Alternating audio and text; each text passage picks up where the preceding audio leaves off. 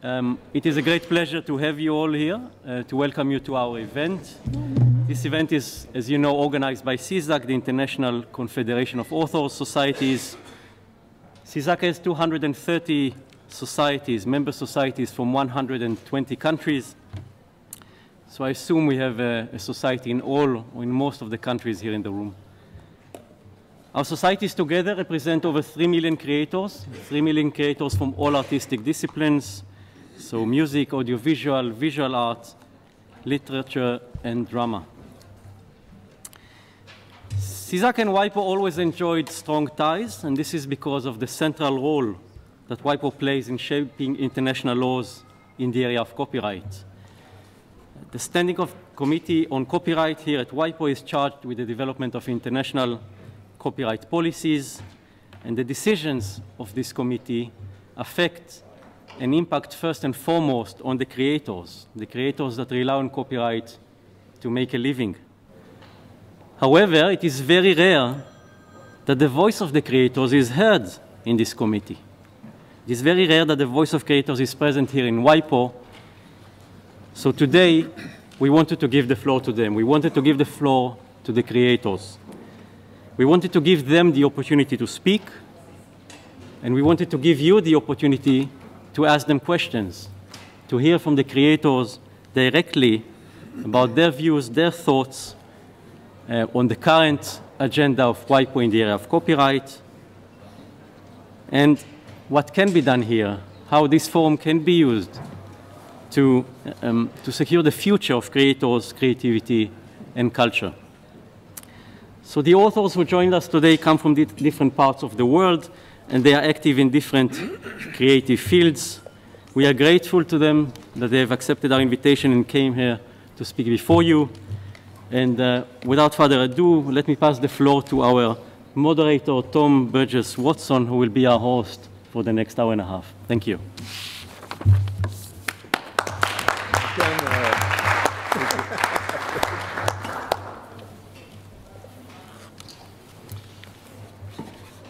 Well, thank you very much indeed for that introduction, Gadi Oren, who is, of course, the Director General of CISAC. And thank you very much indeed for having me here today.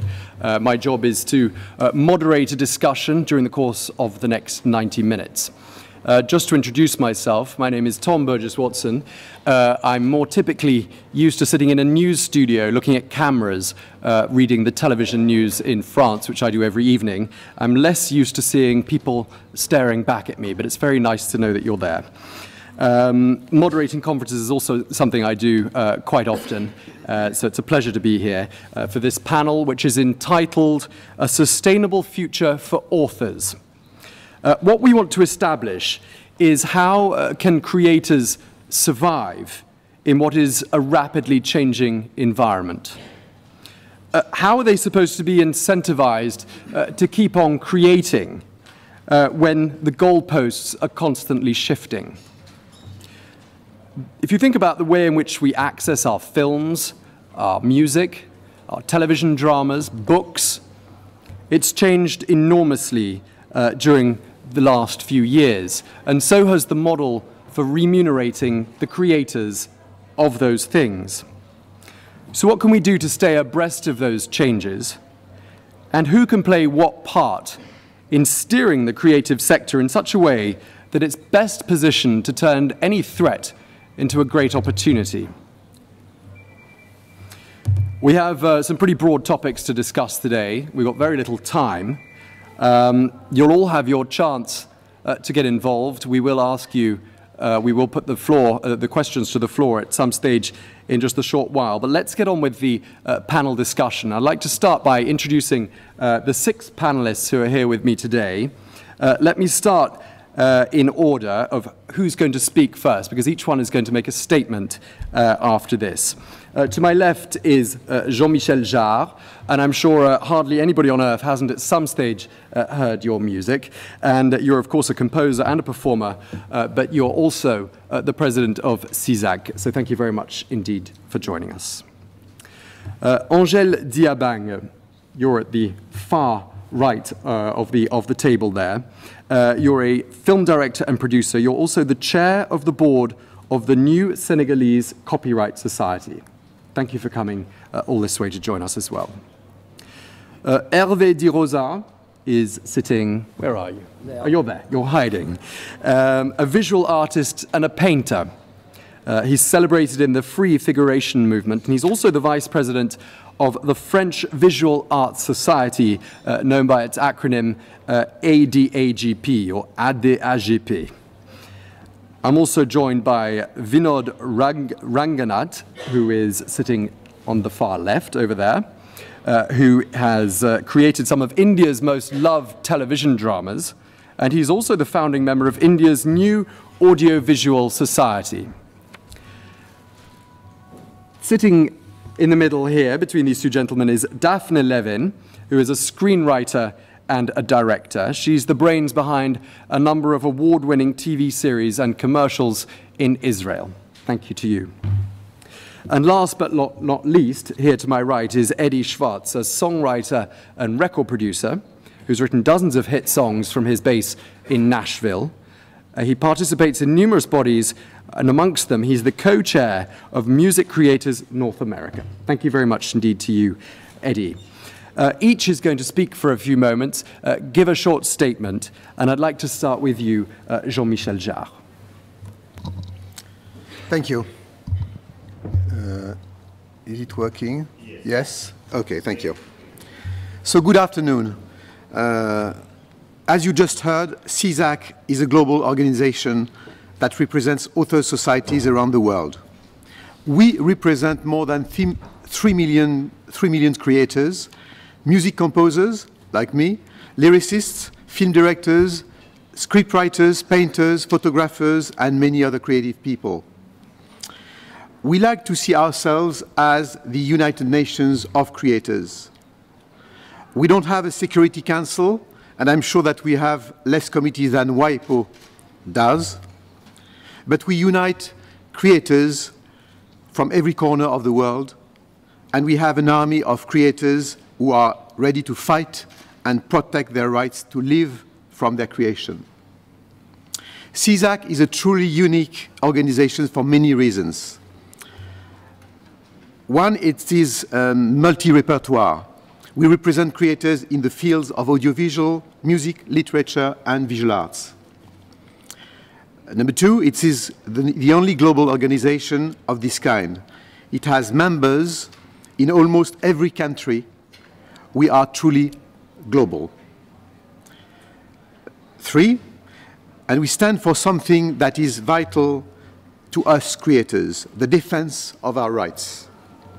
The session today is about how we can all together build a sustainable future for creators and copyright. And I believe that you, the decision makers, have a key role to play. So let's start with the beginning, how we can all together build a sustainable future for creators and copyright. And I believe that you, the decision makers, have a key role to play, as I said, and let's remember that from Plato to J.K. Rowling, from Beethoven to Kanye West, from Garcia Marquez to Wong Kar-wai, from Rembrandt to Picasso, from Charlie Chaplin to Steven Spielberg, great works of art have survived the test of time. They are fully part of our culture, of our DNA. They define who we are. They shape the society we live in. Creation enriches our lives intellectually, sometimes spiritually. And let's not forget, creation also plays an important role economically. We, the creators, make an impact on each and every country's economy. Creators do not live in a vacuum. To get our creative works across, we are partnering with what can be described as the creative industries: record labels, film producers, publishers, broadcasters, art galleries, or auction houses. But we are, many times, at the mercy of the people who control the channels of distribution to our works. This is especially in today's digital ecosystem. I cannot stress this enough, and although I'm sure you know it, I will say it, we are the most vulnerable element in this ecosystem. the system that brings to all of you our music, films, books, and paintings. Creating a work of art, be it a painting, a song, a movie, or a book, requires talent and lots of time. But it is mostly a solitary process.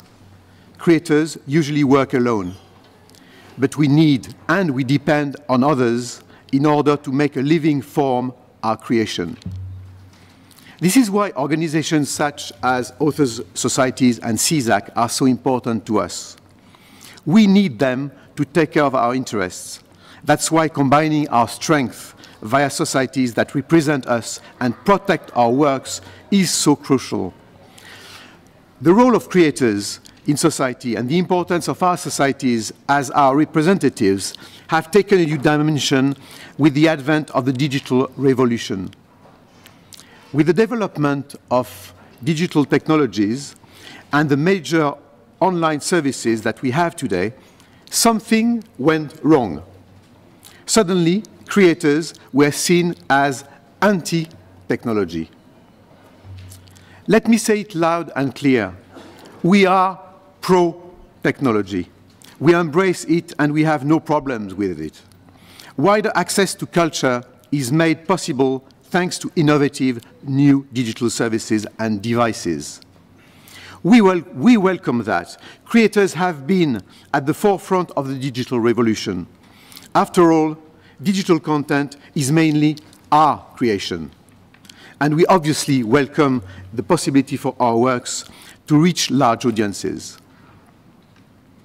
We are also open and receptive to new business models, obviously, but we need models that are economically viable and sustainable. We need business models that make sense to all parties. They should take into account the intrinsic value of creative works, and they must be based on a fair remuneration for creators. Creators are at the center of the digital economy. It is our work that generates so much revenues for digital services. So is it too much asking that we get a fair share of this business?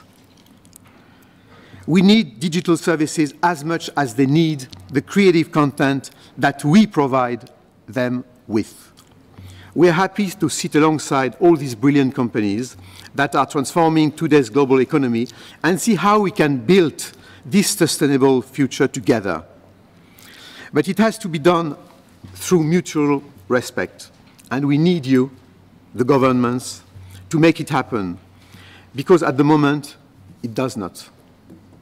Our art is our livelihood. We need you, the decision makers, to give us the means in all your countries to reap the promises of digital technology by ensuring creators can make a decent living from their works. So, now is the time to look at how we are going to remunerate creators in the future. We have a lot to explore. First, we need to see how creators can get their share in the huge revenues that major technology companies make from providing access to our content. Free access to the consumer should not mean that the creator is not paid. At the end of the day, someone is making a lot of money from providing access to our works, and we are entitled to a share in that. We also need to ensure that creators have rights to apply to digital use of their works. In each and every country of the world, creators from one country should not be deprived of opportunities that exist in another country. We also need to ensure that creators are compensated for all acts that involve exploitation of their works, including private copying, for example.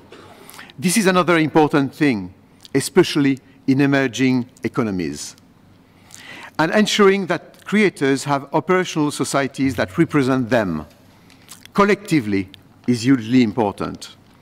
Because, as I said, we are the core part of the creative industries. But we cannot protect ourselves individually. We need to work collectively under one roof, under one organization that represents us and protects our interests. One principle should guide us. Sustainable creative sectors can only thrive if those at the heart of the creative process, the creators, receive fair remuneration for the use and the exploitation of their works. And we need you, policymakers, to ensure that this is going to happen. So my message to you today is the following. Let's roll up our sleeves and start working on this economically viable and sustainable future. Creators, our commercial partners, the people who finance us or invest in us, the societies that protect our rights, internet companies and other actors of the digital economy, and you, the policy makers, from each government to organizations like WIPO. We need to start now in a dialogue which has fairness as its core. We need to develop a new agenda. As I said last night, an agenda of creativity for development, which focuses on how we can reap the benefits of creativity to support cultural and economic growth. This is our chance, and this is also our responsibility towards the future generations for our children. Thank you.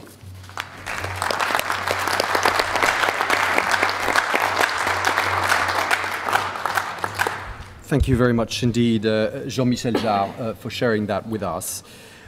Let's go to the other end of the panel now, and we can hear from Angèle Diabang, who is a film director and producer. Angèle, let me pass over to you.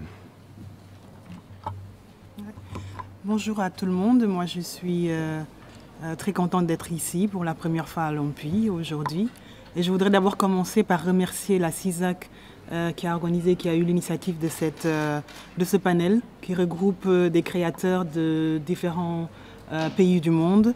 Et je vous remercie aussi d'avoir pensé au Sénégal pour participer à ce panel-là. Et nous, au Sénégal, nous sommes à un moment important dans la lutte de la défense des propriétés intellectuelles. Il y a une dizaine d'années, un groupe d'artistes se sont regroupés et on pensait qu'il fallait modifier la loi pour faire évoluer le travail du bureau des droits d'auteur qui était là depuis les années 70. Et ces artistes ont participé à créer une nouvelle loi qui a été votée en 2008. Mais depuis 2008, il n'y a pas eu application de cette loi. Et c'est seulement en décembre dernier, en décembre 2013, qu'il y a eu une grande assemblée générale à Dakar. Et près de 700 artistes sont venus de tout le Sénégal. C'était très symbolique. Et on était ensemble de 14 h au petit matin, d'abord pour élire le conseil d'administration, mais discuter des statuts et revoir toutes les questions qui étaient liées à la nouvelle société de gestion collective. Et puis donc moi j'ai été élue en mars et depuis on a commencé à vraiment mettre en pratique cette nouvelle loi-là qui va prendre en charge maintenant les droits voisins, la copie privée, le droit de suite et la rémunération équitable. Ce qui est très important pour les créateurs sénégalais parce que jusque-là, les répartitions n'étaient pas, on va dire, efficaces. Maintenant, nous voulons une collecte et une répartition plus efficace, mais aussi assez transparente et surtout un système de rémunération juste et équitable. Donc, nous allons nous appuyer sur des sociétés d'auteurs et des institutions qui existent déjà, comme la CISAC ou l'AMPI, des grandes sociétés d'autres pays, comme la SACD, pour prendre exemple dans leur cadre de travail et avancer justement pour que les créateurs sénégalais puissent vivre de leur art, mais aussi sensibiliser, commencer par une sensibilisation, pas seulement des artistes, pas seulement des chaînes de télévision, pas seulement des institutions culturelles, mais aussi des magistrats, dans les lycées, dans les écoles et toute la population sénégalaise pour qu'ils soient conscients tout simplement de ce qu'est le droit d'auteur et qu'ils sachent qu'un artiste qui travaille et qu'on utilise son œuvre gratuitement, ça a un impact sur toute l'économie du pays. Parce que si un artiste peut vivre de son art, il peut créer des œuvres plus solides et ça a aussi un impact sur l'économie du Sénégal. Donc voilà un peu ce que je vais dire pour commencer et on continuera la discussion tout à l'heure.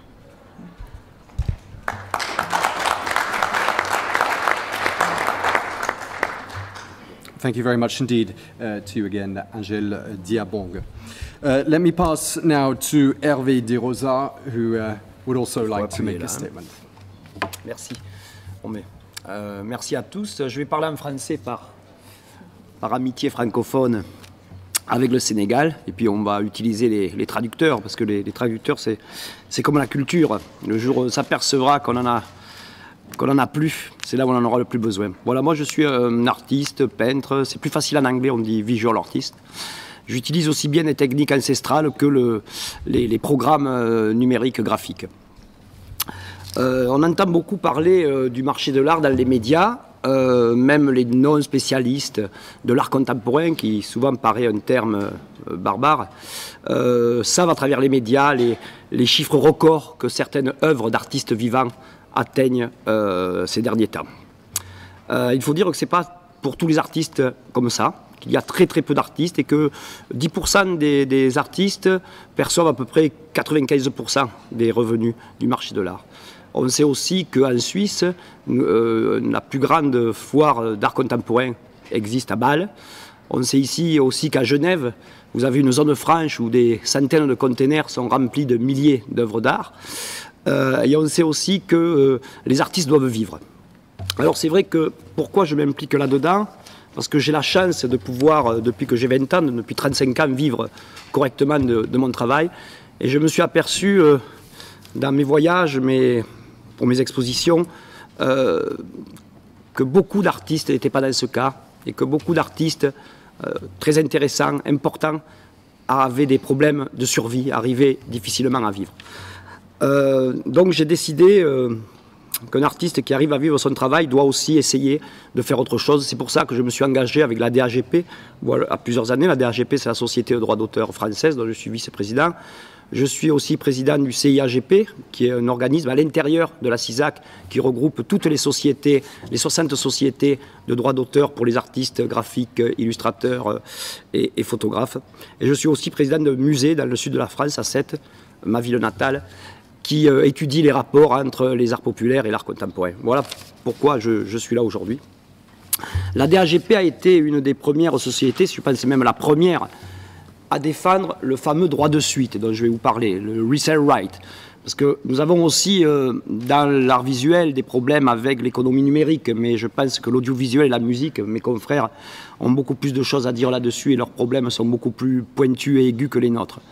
Le resale right, le droit de suite, c'est quoi? C'est comment essayer de redistribuer un peu les plus-values parfois énormes qui sont réalisées sur les ventes, les reventes d'œuvres d'art qui passent de main en main au cours des années et au cours des siècles. Moi, je vois ma petite expérience, il y a des œuvres que j'ai faites au début des années 80 qui ont dû avoir au moins 20 ou 30 possesseurs, vous voyez ça. Et comment redistribuer cet argent? Alors, il y a eu l'idée du droit de suite vient d'une petite anecdote. Vous connaissez tous l'Angélus de Millet, ce célèbre tableau, fait à la fin du 19e siècle, et qui est passé en vente au début, dans les années 20, je crois, au début du 20e siècle, et qui est un des premiers tableaux à avoir atteint une somme record à cette époque-là, pour une œuvre qui était presque contemporaine à ce moment-là. Et on s'apercevait dans le même temps que la famille, que le Millet, bien sûr, était décédé, et sa famille, sa veuve et ses enfants vivaient dans la misère la plus noire. Et un dessin de Forain, qui est le célèbre illustrateur du début du XXe siècle, avait fait un dessin justement où on voyait ces enfants très pauvres dans la rue l'hiver, regarder à travers la vitrine d'une grande galerie d'art avenue Matignon, une peinture qui était avec un prix absolument incroyable. Et l'enfant disait à son frère, tu vois, c'est papa qui l'a peint. Donc cette histoire a beaucoup sensibilisé les gens là-dessus. Et donc ce droit de suite récupère un tout petit pourcentage, on parle de 3%. On parle aussi d'une somme plafonnée à 15 000 €. Donc vous voyez, ceux qui vendent des œuvres à plusieurs millions, ce n'est pas un pourcentage énorme qui grève leurs bénéfices. Et puis depuis 2001, cette directive cette loi, par une directive européenne, a été étendue à tous les pays d'Europe. Et donc depuis 2001, le droit de suite peut être récupéré dans tous les pays d'Europe. Voilà, donc là, depuis 15 ans, nous avons pu, et là je vais prendre quelques chiffres, nous avons pu voir un peu, étudier l'impact sur le marché de l'art. Parce que bien sûr, le problème, je pense comme dans l'économie numérique aussi, c'est que les commerçants du marché de l'art, dont nous avons besoin, hein, moi je travaille bien sûr avec les galeries et les maisons de vente, pensaient que c'était une taxe supplémentaire et que ça allait perturber le marché en Europe et que ce marché allait se replier sur les États-Unis ou l'Asie. Sur l'Asie, non, parce qu'il y a de grandes taxes sur les œuvres d'art en Chine, par exemple, qui est considéré comme un produit de luxe. Et donc, après plus de 10 ans du droit de suite effectif, les estimations des droits de suite, en fait, représentent 0,3% du marché de l'art en Europe. Donc, vous voyez, c'est quand même des sommes qui sont très, très périphériques. D'autre part, cette loi a eu un impact vraiment fondamental sur la communauté des créateurs en permettant de redistribuer des millions d'euros qui tout simplement n'existaient pas auparavant. Et pourquoi cette directive, cette loi peut s'appliquer? Parce qu'il existe des sociétés de droits d'auteur qui savent effectivement répartir de manière équitable ces sommes-là à leurs artistes. On disait aussi que le droit de suite ne bénéficierait qu'aux nantis, à ces célèbres 10% d'artistes qui captent 95% des fruits du marché. Et donc on s'est aperçu, et les chiffres présentés par les sociétés d'auteurs françaises et britanniques lors de la consultation de 2011 ont montré qu'au contraire, le droit de suite a bénéficié à tout un ensemble d'artistes beaucoup plus large qu'initialement envisagé. Donc vous voyez, après plus de 10 ans de pratique de ce droit de suite en Europe, on s'aperçoit d'une part des effets bénéfiques pour la communauté artistique et d'autre part du peu d'impact sur les bénéfices commerciaux des entreprises de maisons de vente et de galeries. Alors aujourd'hui, je suis heureux d'être ici, parce que c'est rare quand les artistes sont à l'OMPI au WIPO, et surtout que depuis un an ou deux, je sais que des pays ont justement, la récente réunion du Standing Committee on Copyright ici, avec en particulier des apports en faveur du droit de suite provenant de pays comme le Sénégal, le Congo, le Maroc ou l'Inde, des pays où la production artistique est exceptionnelle mais dont les créateurs ne bénéficient pas toujours, pour ainsi dire rarement, hein, des protections que nous avons dans l'Union européenne.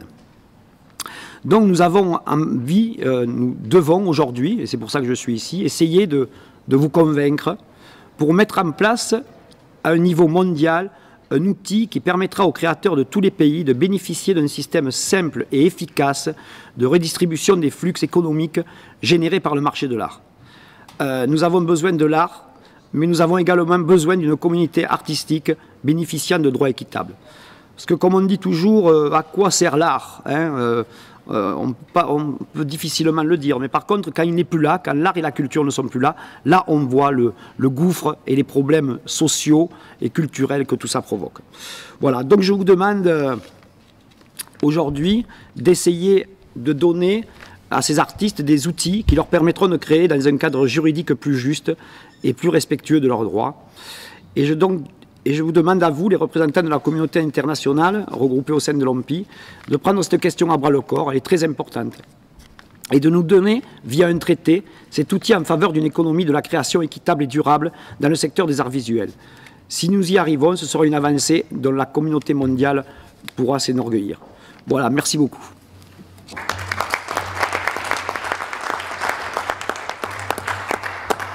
Thank you very much indeed for that, Hervé. Hervé di Rosa. Let me now pass to the gentleman at the far end of the table, Vinod Ranganat. Please. Good afternoon. Can you hear me? Hello? Yes? Okay. Good afternoon. My name is Vinod Raganath. I've been a scriptwriter and a playwright in India for over 20 years. And I began my career writing the first daily soap in India, which I co-wrote with a well-known journalist and novelist by the name of Shobha Day. And since then, I've written quite a lot of television series and feature films and plays, and I've also directed them. Now, I come from a land which conjures a lot of images for a lot of people, right from snake charmers to elephants and God knows what have you. But there are some interesting facts about India. which I would like to share with you. India is a country of 1.2 billion people, which translates to 4 times the size of the USA, 30 times the size of Canada, and 55 times the size of Australia. So you can imagine what a big market it is. We have 29 official languages and about 500 official dialects. We also have about 5,500-year-old tradition and civilization with rich heritage of various narrative traditions of myths, epics, folklores, and a wide spectrum of ancient storytelling. What this translated into? This has translated into India making 1,200 feature films a year, which is the highest in the world. And we have today close to 1,000 satellite, terrestrial, cable channels. Now, when you look at a situation like this, any author in any part of the world would be thinking, wow, this is a great place to be, and here's where I make my career. Unfortunately, that has never been the case with us authors in India. What was our situation?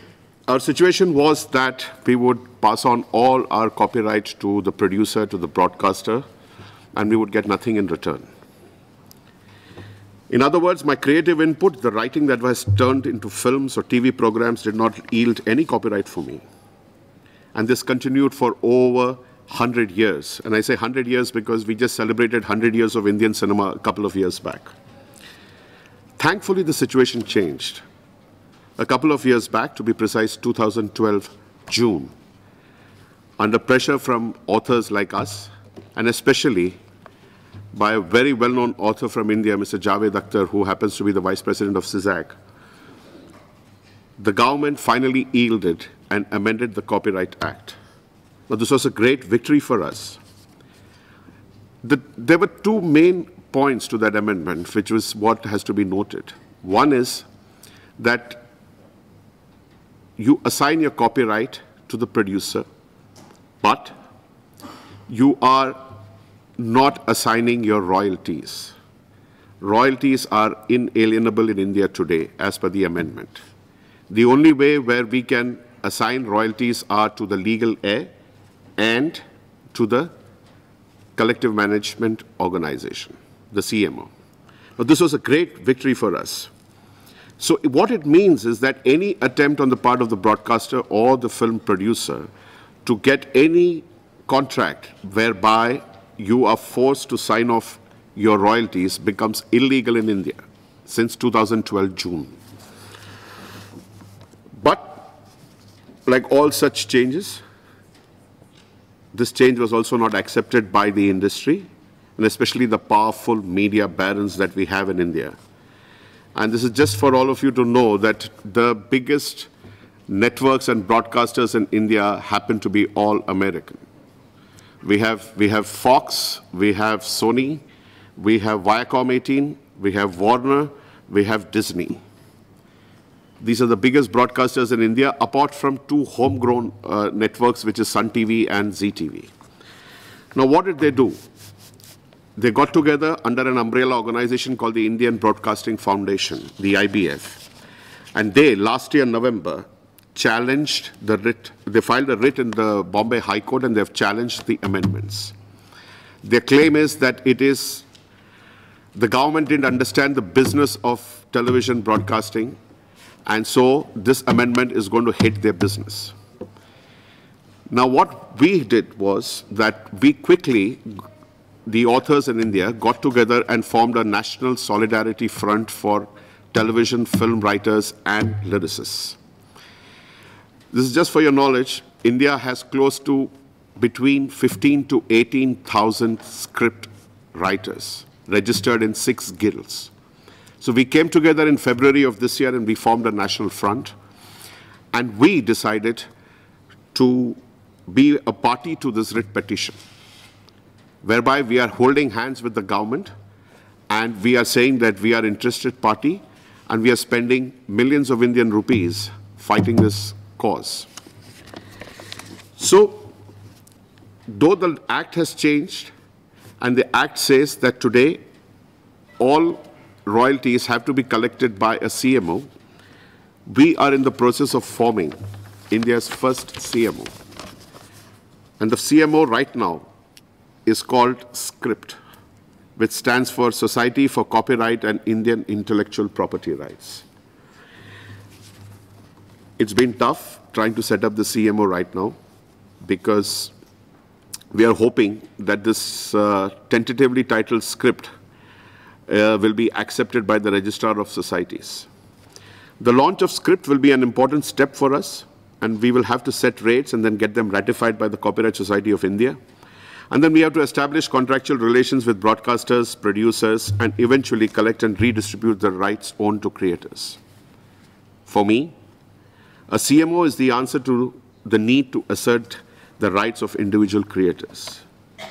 I can always try to deal directly with studios and broadcasters like some other big authors in India individually have gone and done their deals. But what do you think will be the outcome of this whole thing? Do you think that the broadcasters will allow a CMO like Script to be formed in India? I would like to conclude by saying that the power of the collective is the way to ensure that we can build a fair and sustainable system for creators. Thank you.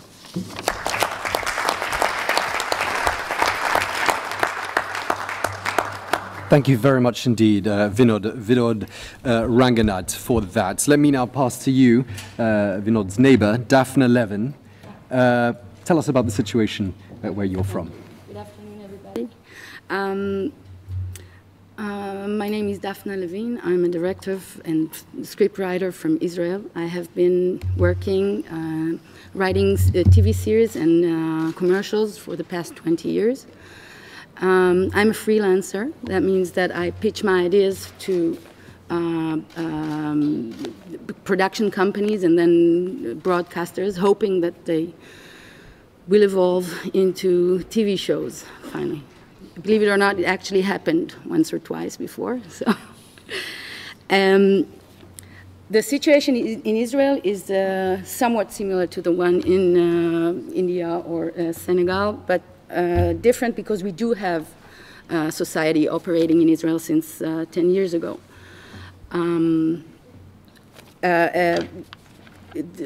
Our society is called Tali, and it was before it existed. The streams of royalties going back to the creators were practically non-existent.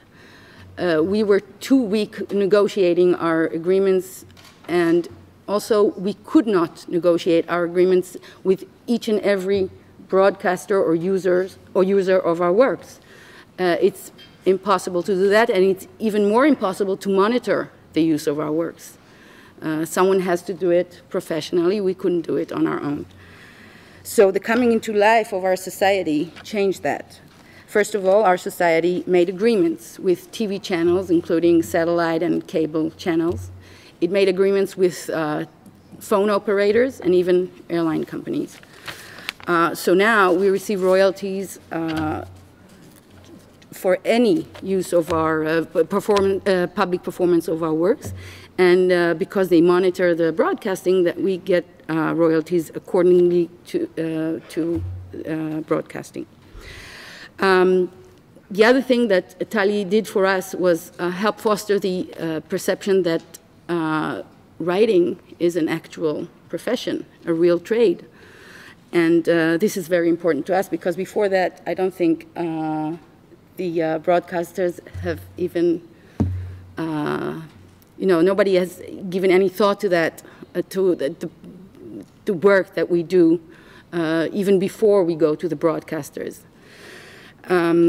So in Israel, we're lucky to have a society representing us, but lately it is been under threat of existence because the competition authority is not convinced that the Screenwriters Society is, the collective management organization is necessary. They think that the producers and TV channels can take care of the interests of the creators, which is, of course, absurd. It's like, we say in Hebrew, it's like letting the cat guard the cream. It's no way it's going to work. So Many of my peers have been extremely vocal in challenging the plans from the competition authorities. Interestingly, the media, and including some leading daily newspapers, stood by Tali and by the creators, and we received a lot of sympathy from the public.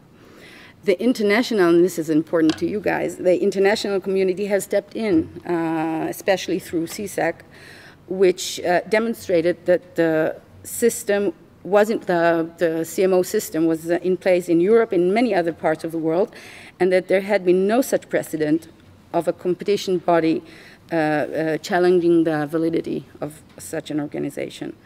This has made a great difference.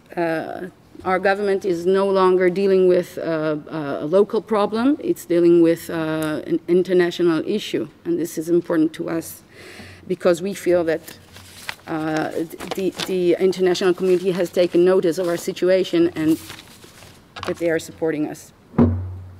So all these efforts were somewhat fruitful. The competition authority didn't change their mind, but the atmosphere, the environment has changed. And so the case is now brought before the antitrust tribunal, and we hope that our views will prevail. To us, this is a step in the right direction. We need fully operational society. We need our rights as creators to be protected and enforced. What is happening, what might happen to our society if it shuts down is, it means going back to Middle Ages where the broadcasters being the lords and the creators being the subjects. So I'm asking you, members of WIPO, to use your power and to use your resources to assist directors and screenwriters, make sure that they have effective rights that allow them to obtain remuneration when their films and TV series are used. Help them to organize themselves in a society that can collectively represent them against the powerful commercial entities that use their work. Thank you very much. Thank you, Daphna. Thank you very much indeed. Daphne Levin there. And last but not least, a perspective from North America, Eddie Schwartz. Thank you, Tom. Let me start by saying that I'd like to thank both WIPO and CISAC for this opportunity as a music creator to speak directly to those of you in the room today who have so much power to make the situation for music creators around the world better than it is today. I frankly am tempted just to ask Jean-Michel to pass his speech down here so I can read it again. Rather than do that, because I think he touched on so many of the crucial issues that face us. Rather than do that, as probably good as it would be, although I think he probably would still do it better than I could do it, I think maybe I'll drill down into some of the specific issues that have been touched on, again, specifically by Jean-Michel, and give you some kind of hard numbers about the situation that music creators in particular face these days. Although I am a Canadian songwriter, I was born and raised in Toronto, I live in Nashville, Tennessee, which is the last city in North America that actually can sustain the music industry. It's a relatively small city. It's called Music City, USA, for any of you who have been there, and for those of you who haven't as well. I was informed by one of the larger songwriting organizations there in recent times that the number of people who can make a living writing songs in Music City, USA has decreased by 80%. So 8 in 10 folks who made their living as songwriters in the last, up until recent days, no longer can do so. So I think that gives you some indication of the dire situation that music creators are in what I think is also arguably the biggest and most lucrative market in the world. So again, to echo one of the comments that Jean-Michel made before I get into some of the specifics that I'd like to share with you, the technology is marvelous, and I think, again, that perception that we are against technology, again, I want to emphasize, I push back on that as Jean-Michel did. we embrace technology. I've been using computers since the early 80s. I had one of the first, Apple computers ever made. Technology is marvelous. It's allowed us, it's been a tremendous tool for creators. And of course, we now have something that's remarkable, I think, in the history of the world, where you have creators in every country in the world, in every continent, have exactly the same access, which is almost virtually instant access, to markets everywhere in the world that was only restricted to probably North American and perhaps European songwriters and music creators, for the duration of the music industry.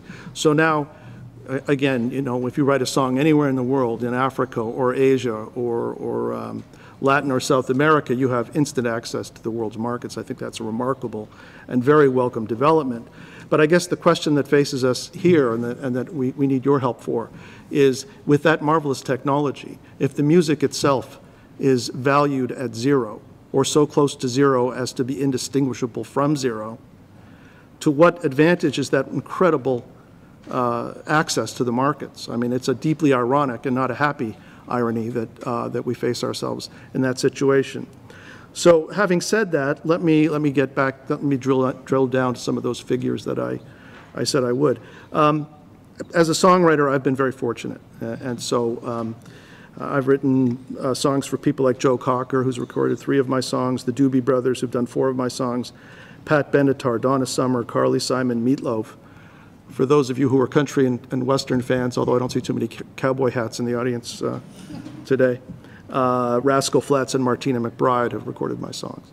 So thanks to these marvelous artists, and there are others who have recorded my songs, I get statements that are pretty specifically show me my revenue streams as they exist now in the digital universe we live in. So to start off with a reference point, because I think this will be helpful, in the analog physical product world, which we left behind, maybe somewhere between, let's say, 5 years ago, if one of my songs was on one of these wonderful artists' records and it sold 1 million copies, somewhere down the road, I would receive something like $45,000 US on 1 million sales. So let's talk about 1 million sales. 1 million sales was such a unique occurrence in those days that I would get a platinum record. I'm sure you've all seen those wonderful big platinum records. Well, I would get one of those because 1 million's a lot of sales in the music industry. And I think we can also agree, and especially from a North American perspective, that $45,000, I didn't become a rich person. I was, at that point, $45,000. If I did my job right, if a known artist did one of my songs, I would receive what amounted to an okay middle-class income. And I was fine with that, because I never expected to make any money in the music business. I just did it because I couldn't do anything else. It was something that I loved and I had to pursue. But the good news was I could do nothing but make music. I could dedicate my life to the creation of my art and support myself in a modest but fine way. So let me contrast that with what 1 million streams on the major digital services pay a songwriter today. So you're going to have to bear with me here. So one stream, we'll start with one stream and then we'll do some simple arithmetic. So one stream on my statements that I get from Sony ATV, which is one of the world's major music publishers, is decimal point, 0, 0, 0, 0, still with me? 3, 5. Okay, decimal point, 0, 0, 0, 0, 4 zeros, 3, 5. I happen to know that scientists now are in tunnels underground smashing things together to see if they can find something that small. I think they're actually colliding accountants at the speed of light to see if they can. All right, so 1 million streams, and again, thanks to some of these artists, I do see things of that nature, pays me the incredible amount of money of $35. 1 million times that is $35. So I've gone from $45,000 US a year for that kind of activity down to a pizza. Now I could probably get the anchovies and the pepperoni, but it's still a pizza. So we're talking about, for all intents and purposes, 100% drop in revenue. I mean, if I was making 10%, I'd be making $4,500 a year. If I was making 1%, I'd be getting $450, or yeah, $450. Instead, I'm getting less than, I don't even know. But it's really, in fact, it's such a small amount that some of the intermediaries in the value chain round it down to zero. They don't even send me, they don't even bother sending me a check. They say, when you get to $50, we'll send you a check. When you get to $100, we'll send you a check. Good luck with that.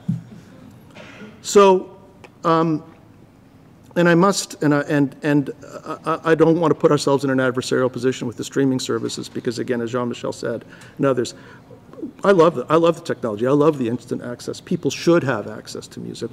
That's not the debate. But the CEO of one of the biggest streaming services in the world, whose name that you all know but I won't mention, in recent months gave themselves a bonus of $15 million. So I would need, in fact, I don't know that any artist in the world, you think of the biggest artists who ever existed, their entire catalogs have never earned on streaming services anything like $15 million. For me to make that kind of money on the streaming service, I would need every person on Earth, plus every person on worlds unknown, plus galaxies we haven't been to and may never go to, and other dimensions. All of them would have to stream my music at the rate that we have now before I could probably get to a 10th or a 15th of what the CEO of this particular streaming service paid themselves in recent days. That wasn't their salary, that was their bonus.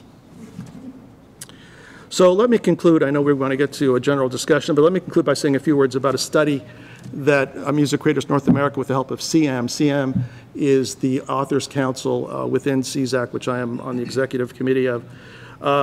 Let me say a few words about the study that we have undertaken, which is now completed. It's called The Study Concerning Fair Compensation for Music Creators in the Digital Age. It was done in English by a Canadian economist by the name of Pierre Lalonde, who worked for the Copyright Board of Canada and also for Heritage Department of the Canadian government, which is the department that oversees culture. It will be translated into French and Spanish. So let me quote from that study. While most musicians and songwriters don't dedicate themselves to music for money, the simple truth is they can't make music without it. The sustainability of creativity depends on the recognition of the intrinsic financial value that musical works bring to so many businesses. This can only, so many businesses, this can only be achieved through fair compensation to the songwriters and performances. After all, these services wouldn't exist without the music itself. So we are all, mesmerized by these technologies, but I think it is up to many of you in this room to start to implement laws and policies that ensure that technologies serve a greater good, that the technologies aren't an end in themselves, but they serve the purpose of all humanity, which is the creation and the value of our culture. I think we would all agree that our culture is invaluable. So how can it be that using these current technologies and these services, it is so denigrated in terms of its value? We must use copyright and authors' rights and other legal tools to ensure that our wonderful cultural diversity and those who devote their lives to creating it is not valued near zero, but rather finds an ethical and equitable place in this new and developing value chain. If you do this, if you support the world's music creators who ask only for fair and sustainable compensation, we will indeed enter a new golden age of culture and creativity that all the world's peoples can share. Thank you.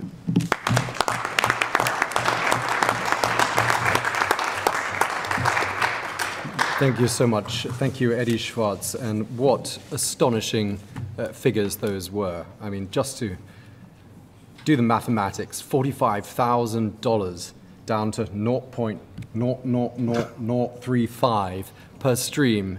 It's absolutely startling. And that is a snapshot of the situation in Senegal, India, North America, Israel, and France. I'm sure the same could be said for plenty of other countries as well. France was the last on that list. France is where I live. And I recently read a study by Panorama des Industries Culturelles et Créatives, which gave the statistic that the creative sector is worth more than the auto sector. So there are millions of jobs, billions of euros that depend on this sector. So it deserves to be listened to. But let's start by opening up the panel, having a discussion amongst ourselves. You will have your chance to join as well and raise questions. But let's get started amongst ourselves. Looking at the topic, the title of the discussion, A Sustainable Future for Authors. Let's open it up. What do we think the priorities are in order to make the sector sustainable? Who'd like to speak? CMOs. Yeah, I can. Go ahead. Yeah. You know, I think that what you heard so far from this panel is we are all saying the same thing, even if we are painters or musicians or filmmakers or graphic artists or whatever. I mean, the word sustainable is very important. You just mentioned it. Because actually, we are here all together to invent a sustainable development for culture. An economy adapted to the 21st century. I mean, as I said, I mean, these big companies, broadcasters or internet actors, they are not our enemies. They need us, and we need them. And I would like to also clarify something. We are not here for whining. We are not considering us as victims. We were existing before electricity. We will exist after the internet. And, but we need to organize for the next decades and for the future generations a decent and fair system for remunerating our work.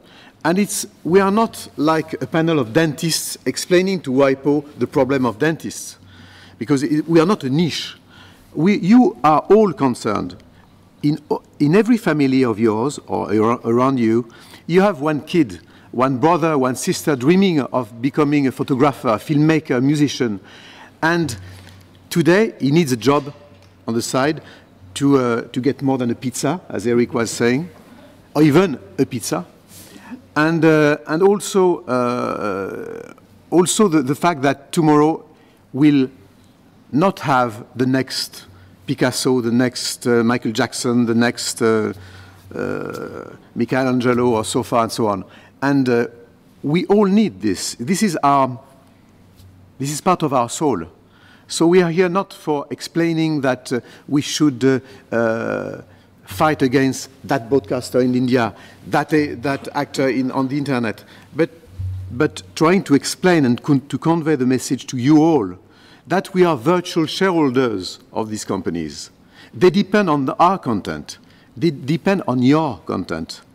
They depend on the content of every creators potentially existing in every family of yours. So this is a real global problem. It's not a global problem geographically also. And I would just like to add something about your comment about the fact that we talked about Africa. But you know, when we are talking about free access, there is a lot of things we should think about. And especially the fact that when we are talking about sustainable economy, we should also think about sustainable economy for emerging countries. The fact that, for instance, free access should be perceived by lots of creators and lots of people in Africa, for instance, like good news. But it's not necessarily good news, because it's a free access to what? To the culture of America and Europe, to the culture of rich countries, to the education patterns, instead of developing their own identity, their own creation, their own way of thinking and creating. And this is what authors' rights organization can not only save, but can promote, can develop. This is why the author's rights and intellectual property are one of the foundations of human rights. This is why we are in Geneva today. This is your duty, all of you, all of us, to think about this like we were thinking about ecology 30 years ago. Thank you. Vinod, I think you wanted to say something as well. I would just like to add to what Julie said, is that, see, we in India, and especially the authors in India, have always believed that Bollywood films or Hindi television serials or any of the serials that we have produced is in today's time the new way of taking our culture and our storytelling patterns to the rest of the world.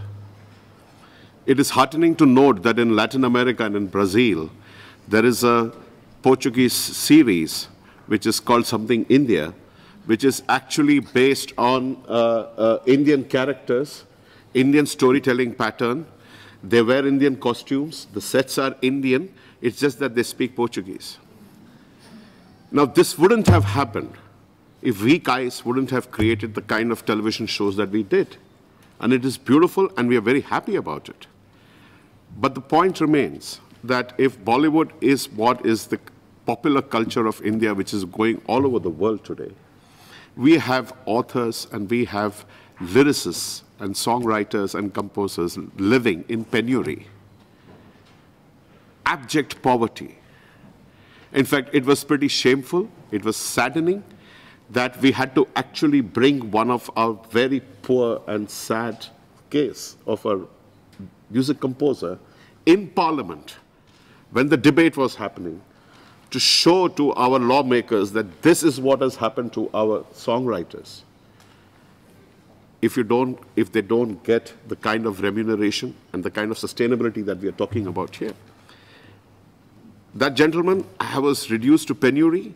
One of our authors died without medical aid. And who came to their rescue? No broadcaster, no producer. It was we authors who came together and we helped him. And we're very proud of it. We don't want to, as we've been talking about here, to come here to beg alms or, put our hands in front of you and say that, help us. What we are trying to say here, and what I would like to say here, is that if all of you can't come together and help sustain authors and their rights, we will be depriving future generations of our own cultural traditions. Writing, music, art, sculpture is the culture of each country. And if the authors and the painters and the creators cannot sustain themselves, it is going to die off. That's all. Thank you. A question of fairness there, it sounds to me as though, and Angèle, you wanted to also intervene on this question of sustainability. Oui, je voulais en fait ajouter qu'au Sénégal, justement... Ouais. Non, je voulais ajouter que nous, on a deux priorités justement pour avancer et faire évoluer rapidement la situation des artistes. C'est d'abord la mise en place de la copie privée. Aujourd'hui, en Afrique, la copie privée, pour les pays comme le Burkina Faso, qui appliquent la copie privée, elle rapporte 13 millions d'euros. Et si on appliquait partout la copie privée sur la base des taux d'Europe, elle rapporterait 240 millions d'euros, ce qui fait 157 milliards de francs CFA. Et ce qui est un chiffre assez énorme pour les auteurs, pour les créateurs africains. Et l'autre priorité, c'est la renégociation avec les diffuseurs sénégalais. Et pour ça, justement, l'État sénégalais, les autorités peuvent nous aider dans ce sens-là, parce qu'il faut renverser le rapport avec les diffuseurs. On n'a plus de salles de cinéma, et les diffuseurs, c'est les télévisions et les compagnies de téléphonie avec la VOD. Et ils ont le pouvoir, parce que le créateur a son œuvre, mais il doit aller payer ce diffuseur-là pour qu'il montre son travail. En même temps, il faut qu'il montre ses œuvres. Donc, il est content qu'il y ait un diffuseur qui peut montrer ses œuvres. Par exemple, nous, avec l'audiovisuel, le cinéma, pour qu'une télévision montre mon travail, il faudrait que moi, j'aille trouver un sponsor qui me finance et que la télévision prenne 60% environ de ce sponsor-là et que moi, je prenne... Et du coup, après l'œuvre, le peu de choses que je peux gagner me permet juste de payer les dettes que j'ai eues pour faire ce travail-là. Et au final, je pense que les télévisions gagnent plus que les créateurs. Par exemple, il y a groupe de téléphonie, quand il met l'œuvre en VOD, il récupère 70%, il vous donne 20% et les 10% qui restent, c'est pour ce qu'il doit reverser à l'État et certains taxes et tout. Du coup, ils prennent quand même 80% sur les recettes et ne vous reversent que 20% qui suffisent à peine pour déjà payer ses dettes et en même temps pour vivre. Et on sait qu'en Afrique, une personne qui gagne un salaire, on va dire correct, fait vivre une dizaine de personnes derrière elle. Donc voilà un peu les deux grands axes qui vont être, en tout cas dans le court terme, notre investissement. It certainly sounds like some countries are mobilized, some countries are getting mobilized. People are at different stages of the process because, after all, you creators and creative people are your own defenders. And if you don't defend yourself, it doesn't sound like anyone else will. Voilà, ça marche comme ça. J'aimerais rajouter sur le droit de suite, le resale right. Le resale right, pourquoi alors qu'il est appliqué en Europe? J'ai démontré, on vient de démontrer que ça fonctionnait, que ça n'atteignait pas le marché, que c'était très bien redistribué. Moi, en tant qu'artiste français et européen, je devrais être content, et puis ça me suffit. Mais pourquoi on a besoin de vous ici pour que ce resale right devienne mondial? C'est qu'il y a des déséquilibres qui se font. Par exemple, si une peinture, je vends une peinture chez Christie's ou Sotheby's à New York, il n'y aura pas de droit de suite. Si un artiste, certains pays africains, vendent ses peintures dans une maison de vente à Paris ou dans une galerie à Paris, il n'aura certainement, s'il n'est pas inscrit à la Société des droits d'auteur français, il n'aura pas. Donc il y a un déséquilibre qui se crée entre artistes qui, je trouve, n'est pas tenable et n'est pas équitable surtout.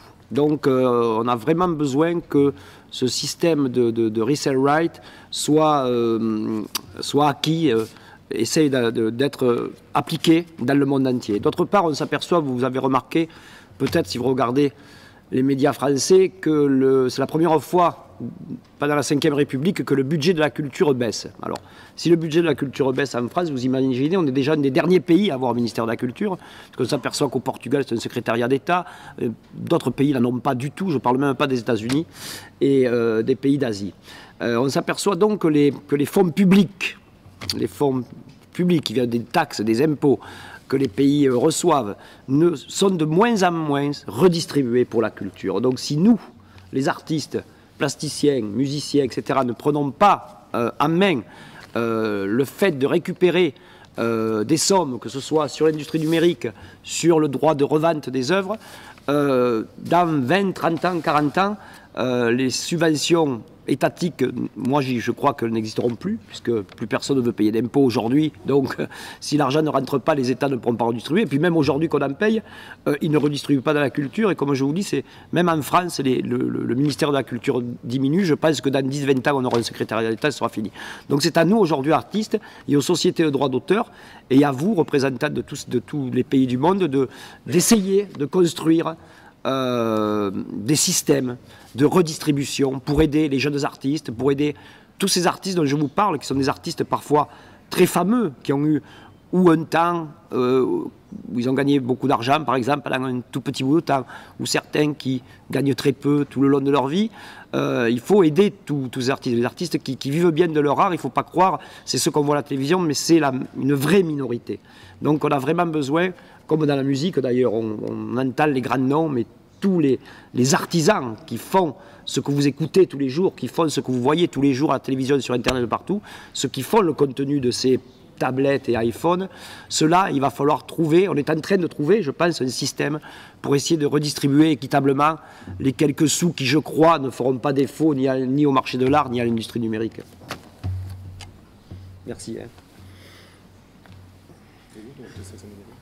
If you don't mind. I just wanted to speak for a moment about the collective management movement, which I think has been an enormously empowering event for many of us individual creators. I think the collectives themselves around the world, and let me preface what I'm about to say by saying I don't think the collective management movement is perfect, and I think that you know, it does need a little work here and there, but I know that it's been under attack in many circles, and I've you know, had the opportunity to go to a number of conferences, and collective management always seems to be somewhat under attack. So to answer your question about sustainability, I think collectives have been, first of all, they're one of the oldest, in fact, they probably are the oldest business model in the music business. Collectives have been around, I believe the first one in Paris was in around 1850. So we're talking about a business model that certainly predates record labels and other of the institutions in the music business by maybe close to a century, certainly 70 or 80 years. The licensing of rights, this idea of licensing of rights, I think was an idea that was years ahead of physical distribution, putting things on trucks and selling them to people in stores. So collective management now, this far in, has a tremendous amount of experience in exactly what I think has become the world we live in, which is the licensing of rights. So I think that's a very important point. And last and certainly not least is that folks like, those of us who are individual, we're all sort of, to some extent individual entrepreneurs. And we're all local entrepreneurs. I'm not a multinational company whose profits will flow back to New York or Los Angeles or Paris. Love those cities, all good, but I lived in Canada most of my life. I now live in Nashville. The earnings that I make, and this is true, of course, creators all around the world, come back to me in my local place of residence, and I spend that money there. And I employ recording engineers, and I employ recording studios, and people who sweep the floors, and catering services. So we are locally based. But again, through the technologies we've mentioned, we now have this, all of us, and no matter where we come from, whether it's Africa or any of the countries of the world, so that the money flows back to us where we live and we spend it there. But collectives have been a crucial point of empowering us to be able to reach a scale. If we don't collectivize our rights, certainly I think we understand from some of the companies the kind of multinationals we're dealing with. Without collectivizing our rights, we have absolutely no bargaining power.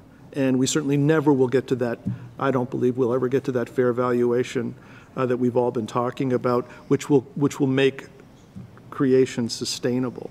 So I just would like to, I think collectives are going to have to be a very, very crucial point. I'm sorry, I'm just going to have to end with one note. Another reason why I think this is very important is because there are very, very aggressive moves to dismantle collectives from even players within the music industry.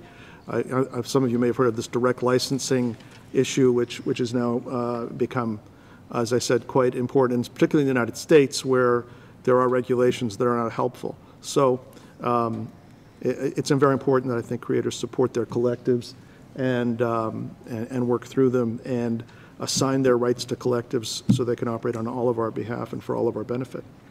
Indeed. Francis Gurry has joined us, the Director General of WIPO. Why don't you sit here in the middle? No, stay there. No, I would like you to sit here. I think it's only right. No, it's fine. All right. I won't waste any more time. This is the correct way to put it. The creator's in the middle. Do you want me to say Please. something? Okay. So thank you very much for this opportunity. First of all, I do apologize for not having been here throughout the whole of this, but unfortunately I had another engagement with another group. But my thanks would go in the first place to all of those seated here on the podium. We're really very grateful to you all for making this effort and coming and talking about such a very important subject.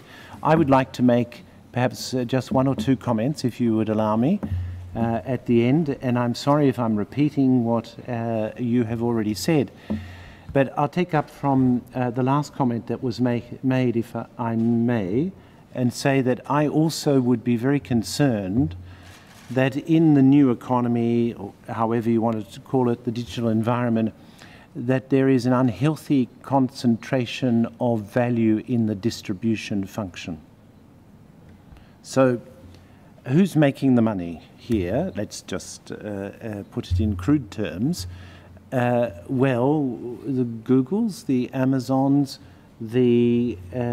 all of the distributors are the ones, and up until now the distributors have not really been investing in content production. The distributors, they haven't been investing in content production. Some of them are moving a little bit in that direction. Nor do they actually connect people.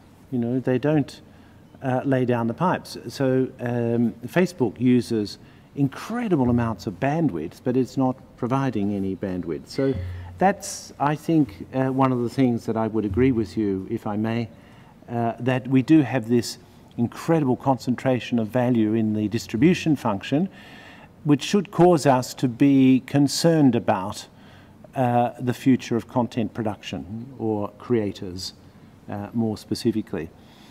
I suppose my second comment that I would like to make, and I think it comes to some of the things that I know you have been talking about, but I would say that we've probably been through 3 broad phases since the internet came on board. And the first was really the resistance phase, you know, that creators really resisted the online environment. And the music industry was then on the front line, of course, because of bandwidth. You know, there wasn't sufficient bandwidth for anyone else to be on the front line. They were the only ones there. And then I think the second phase that we saw was really provoked by Apple and iTunes, where they forced more or less everyone online.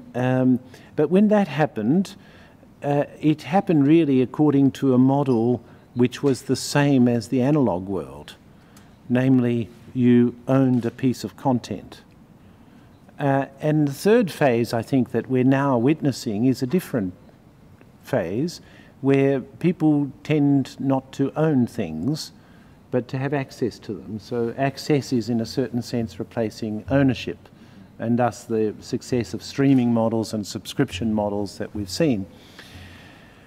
So I think what we can learn from maybe the third phase is that ease of access, there's a certain amount of evidence to suggest that ease of access helps with compliance.